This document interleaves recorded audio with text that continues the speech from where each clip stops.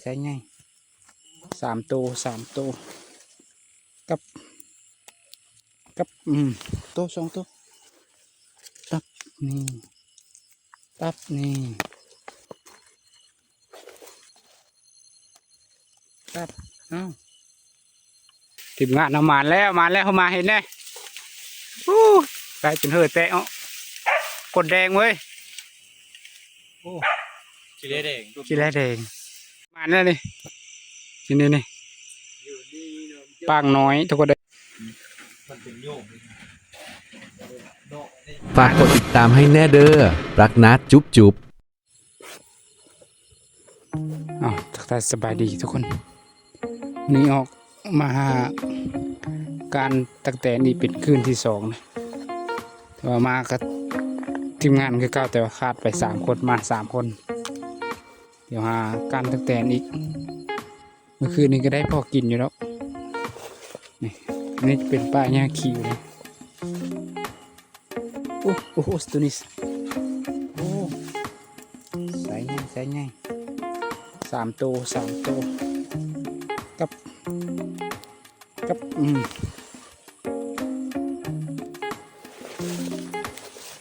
3 ตัว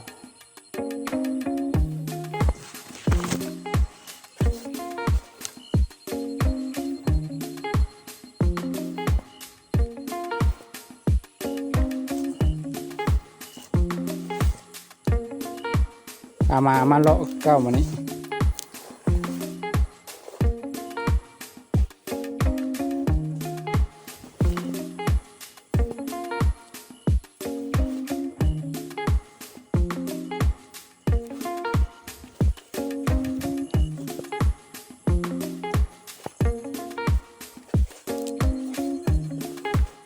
ช่วงนี้ตะเตนท่านได้ค่ายได้ช่วงประมาณเดินหน้าไปแล้ว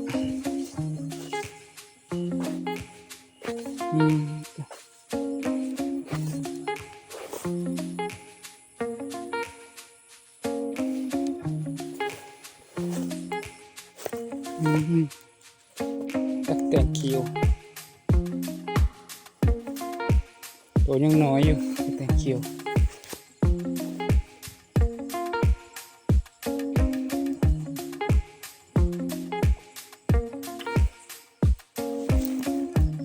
ตัวนี้2 ตัวตับนี่มันจะได้ขึ้นเนี่ยมันอยู่หลุม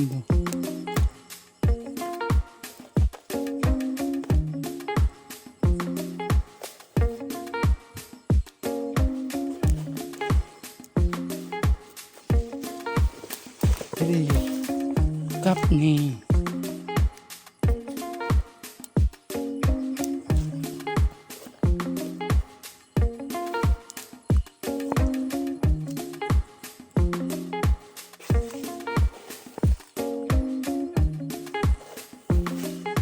ใส่ไงอะไรวะลงลุม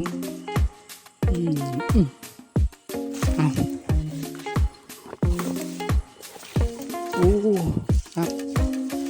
ดอกไม้นี่เรากินเป็นอะไรวะ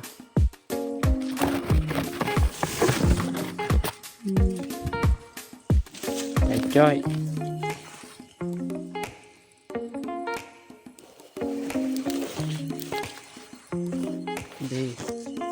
เด็กกับไปเซยกันนะ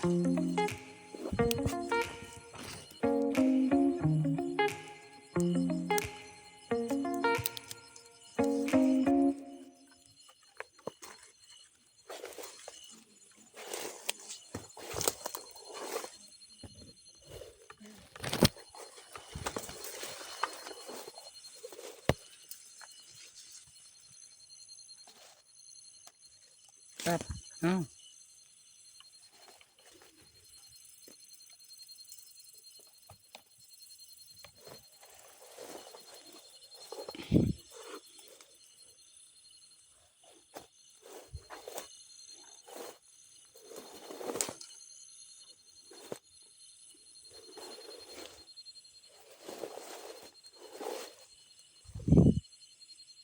อย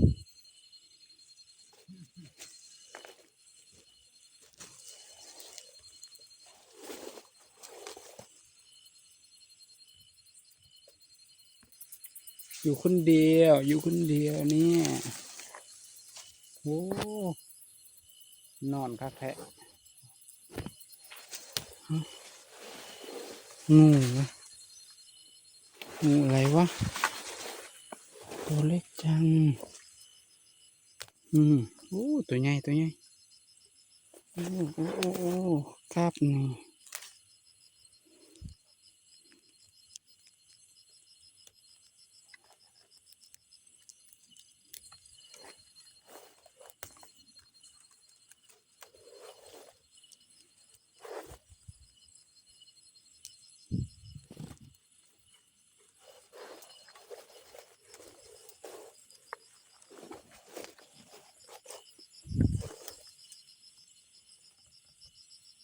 โอ้โหตะแตนเขียวตะแตนเขียวนี่เฮ็ดบิดอย่างนั้นไปเลยจับยัดใส่รถ มันก็ดีดมันเขา พอดีเขาเทาะใช่เนาะดีปิดนิกปิดเลยไปทางเลยละอ้าวลองมาในนักกินแล้วแวบ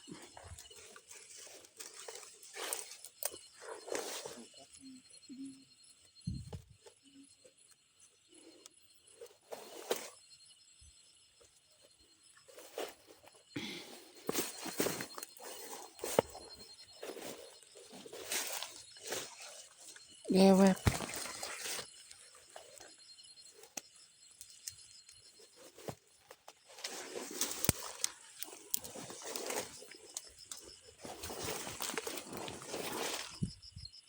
ครับ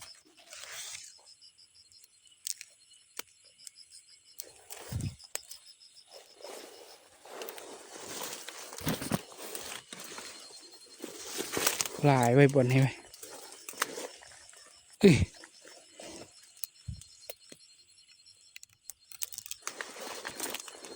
ครับ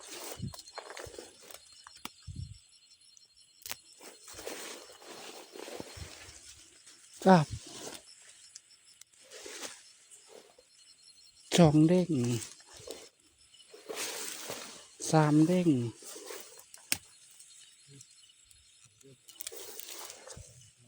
สี่เด้ง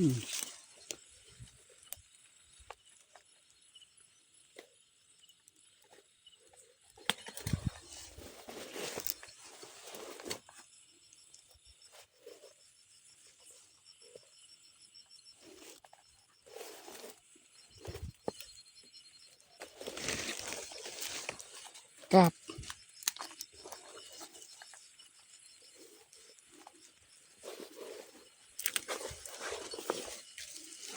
ครับเต็มกำก่อนนี่เต็มกำเลยโคตรหลายได้เต็มอยู่บนนี้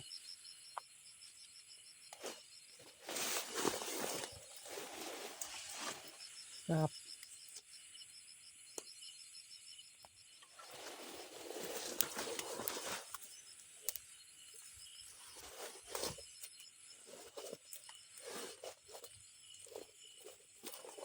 โอ้โหครับครับครับ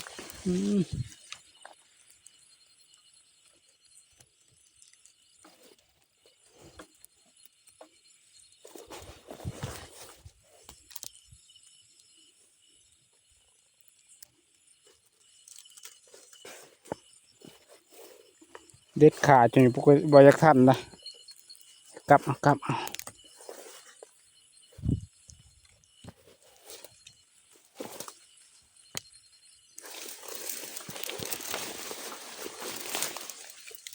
โอ้บิดมาเลยบิดมาเลยบิดมาเลย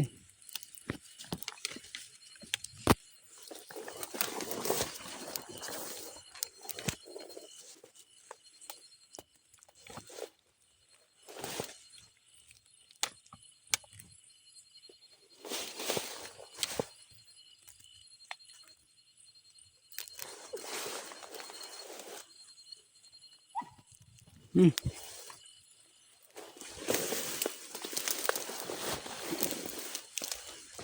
ับครับ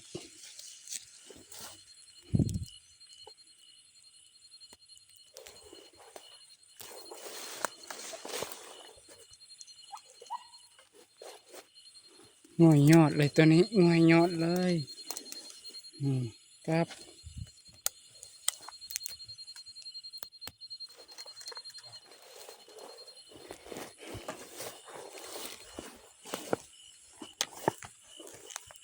ตัวใหญ่บ่บ่ตัวทีมงานเอามาแล้วเขามาเห็นแน่ไปจนเหือดแตะกดแดงเว้ย ชีเล่แดง ชิแลแดงรัดทื่อเลยเนาะ มันมาเยอะนึงเลย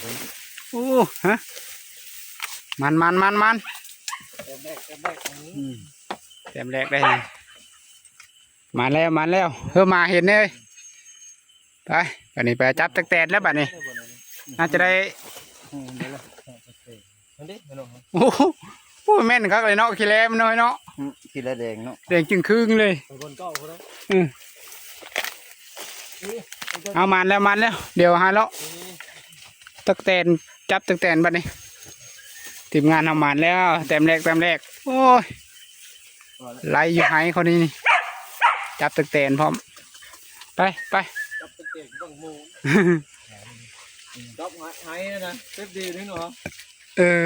หลายเนาะ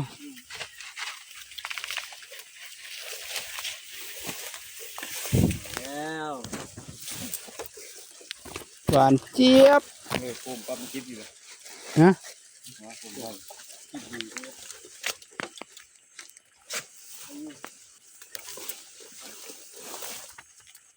ไปสิกลับพูดแล้วบัดนี้บัดจับตักแตนทำอิฐพูดแล้วแต่ว่าแม่นสมโคนได้เนี่ยสมกับนายพรานได้เนี่ย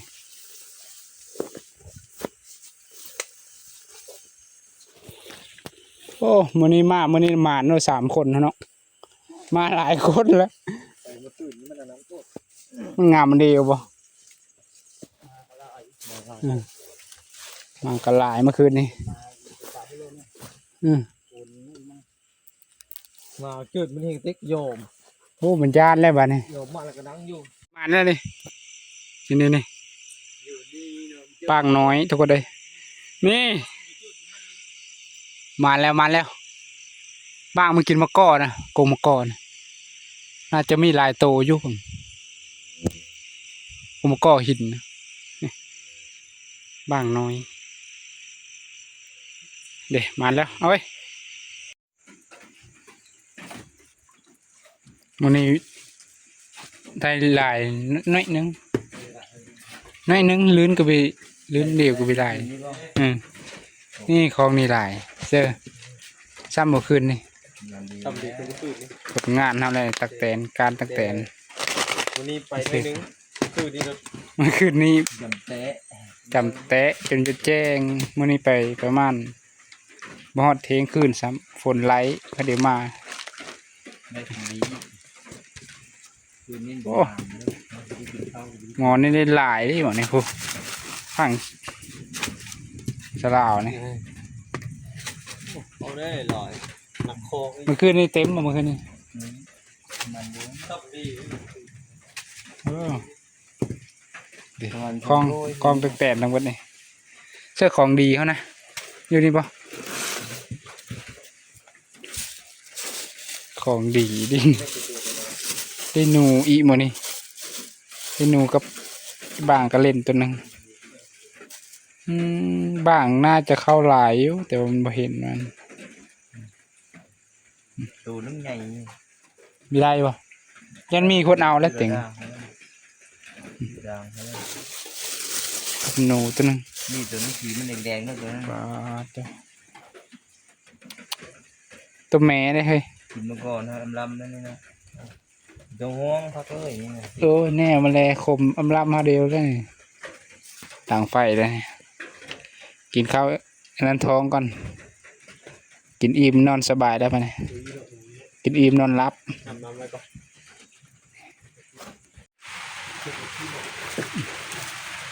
โอ้เมนูเพิ่มมานี่ปิ้งบ่ ปีงอมโพนเลย โอ้อ่อมพูนของแท้เลยนี่ บ่ที่มัน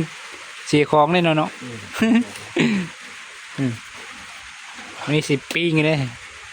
หนูคือว่าตุ้ยพี่เลยเว้ยเนาะ อาหารดีเลย อืม ดีแห้งมาจากยุบลงตารางน่ะ มาเนี่ยเดียวครับนี่แหละ ยุบมาเสมียต่างบ้านรถไม่ได้โน่นเลย เมนูปิ้งมานี่โอ้ซ้ำหมูหันเลยน้อยเนาะ อันนี้หนูหักนะมันเป็นโยกเลยโน่นี่ มาทุกคนนี่ เม้น ตอนนี้ปิ้งหนูแล้วหนูหั่นนี่คือเลย เกี่ยวแจ๊กนี่ ตุ้ยเลยหนูนี่กับบางตัวหนึงนี่ปิ้งจะได้3 คนมาเนี่ยรอบดึกบรรยากาศกับฝนฝอยนี่คักเลย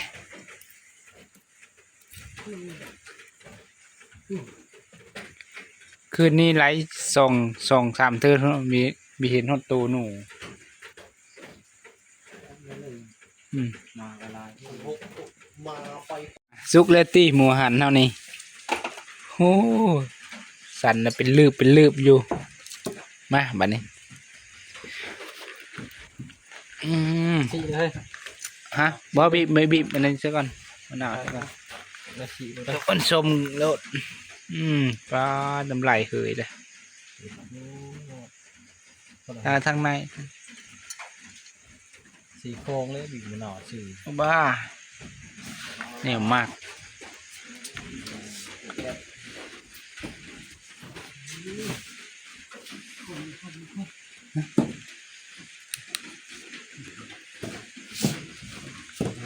แก้วดิให้มะนาวเสร็จแล้วมากินข้าวรอบดึกนี่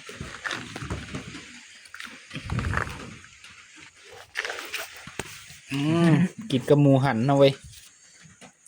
หมูหันดก เสร็ นี่ จนะผักไป แซ่บเว้ย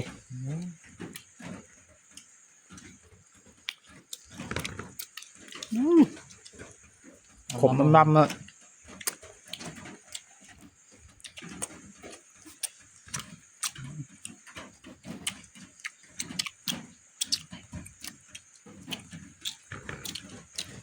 นั่งหิวก่อนเขา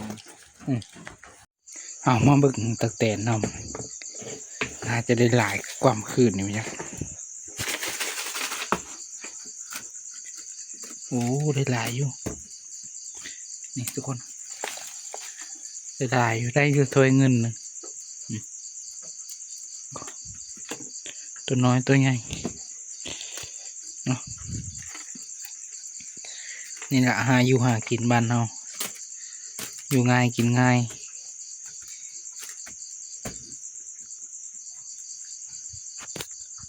เอาถือว่าคลิปนี้จบเพียงเท่านี้ทุกคนขอบใจผู้จะมาติดตามก้าวแล้วก็ติดตามใหม่นะแต่ว่ามันดึกแต่ว่าดังมาได้นะเอาคลิปนี้จบเพียงเท่านี้คลิปหน้าพบกันใหม่ฝากกดไลค์กดติดตามไม่ได้ทุกคน